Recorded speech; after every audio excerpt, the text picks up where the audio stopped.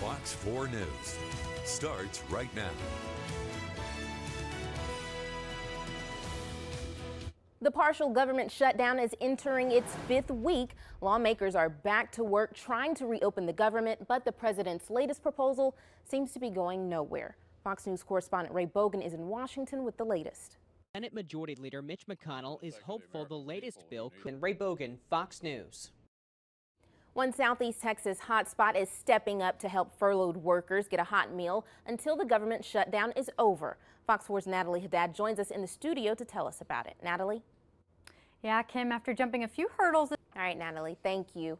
Well, it's windy but warmer outside this evening. However, things will soon be changing. And for that, let's go to meteorologist Chad Sandwell, who joins us now. And Chad, I understand that Old Man Winter is trying to make a creep back into our forecast. Well, it's really going to be kind of a replay of what we saw Friday night into Saturday, where the rain chances pick up as we head throughout the evening. All right, Chad, thank you. Right now, Beaumont police are searching for several men accused of robbing 2 Express Mart convenience stores. A store clerk was held at gunpoint during each one. Fox 4's Quentin Hope joins us live from Express Mart at I-10 in Washington. Quentin, what's the latest? We're Kimberly, Beaumont PD. Quentin, thank you. Educators in the Nederland School District now get to cash more than $16,000 in checks for their classrooms to add to the learning experience. Members of the Nederland Educational Foundation boarded a school bus this morning to surprise educators in the district that applied for grants. The grant money was collected through fundraisers and donations. 23 out of 44 educators were selected to receive checks for new and innovative ideas in the classroom. Teachers aren't able to afford to get everything that they need. So our grants committee reviews all the grants applications, and as long as they're educational and they're going to be beneficial to the students as a whole in the classroom, we try to award as many as we can. The foundation has awarded more than $168,000 since 1997 and plans to hand out even more grant money next year. An update now on the teacher strike in California. Teachers in Los Angeles could be back in their classrooms tomorrow morning. The teachers union and the school district reached a tentative agreement today. The city's mayor says the agreement includes smaller classes, community-based schools, improved support staff, and higher wages. Union members still need to approve the agreement, which is expected. Next on Fox 4 News at 5:30, a perfect way to fight the winter blues. How a Colorado woman is encouraging everybody to stay warm. One way to stay warm during this brutal winter blast hitting the U.S., just get out and dance. Actually, this Colorado mother and her son were stuck in bumper-to-bumper traffic when she decided to let out her frustrations with some dance moves. Her son's reaction says it all, shaking his head in typical teenage embarrassment as his mom sings and dances between cars. And the song going, by the way, at the beginning was Everybody by the Backstreet Boys. Remember that? Very nice, Mom. And now, Chad Sandwell. All right, thank you, Chad.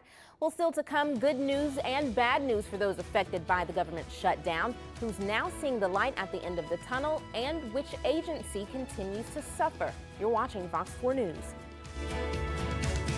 For farmers impacted by the government shutdown, beginning Thursday, all Department of Agriculture Farm Service agencies across the country will reopen. That means farmers will now be able to apply for crop insurance and for the market facilitation program, which helps those who have been hit by retaliatory tariffs. That deadline has also been extended to February 14th.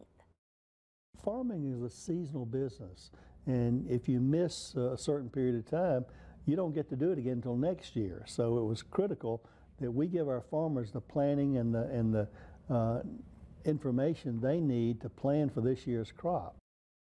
The USDA's food safety inspectors have been working without pay during the shutdown, checking meat, poultry, and egg products. Also developing today, the FBI Agents Association, an advocacy group, releasing a report detailing the shutdown's effects on field operations. Among them, training operations have been canceled, money for undercover drug purchases and confidential informants has withered up, and furloughed agency attorneys cannot subpoena records for grand jury indictments. The association's president says it's time to fund the FBI now. Nearly 13,000 employees will not get paid this Friday, making it the second mischecked so far. The report shows that the concerns we raised 2 weeks ago, unfortunately, are becoming a reality, and makes it absolutely clear that our leaders in Washington must fund the FBI immediately. And next on Fox 4 News, it may soon be a lot easier to enjoy your daily latte. What Starbucks is planning next. Your morning routine could be getting a little more convenient if your morning ritual includes a venti latte. Starbucks is teaming up with Uber Eats to provide delivery service. The project got underway today in San Francisco. In the coming weeks, the service will also be available in New York, Boston, Chicago, D.C., and L.A. Starbucks started testing deliveries in Miami last year and saw a strong demand. Let's hope they bring them here. Well, still ahead, police weren't horsing around when chasing a suspect on the run. We'll show you that story when we come back. Police in Florida catch a fleeing suspect, but not without some help from a determined Good Samaritan. Look at this video from a local sheriff's office. It shows a man running from cops in a field with a group of horses not far behind. The man was wanted for violating his probation, but he picked the wrong field to run through. You see it there. That's 8-year-old Shiloh forcing the criminal over a fence where officers were waiting. Shiloh's owner says she was asleep and had no idea her horse was a hero. Good job, Shiloh. Keep and watch. Well, that's all the time we have for Fox 4 News at 5:30. We'll see you again tonight at 9.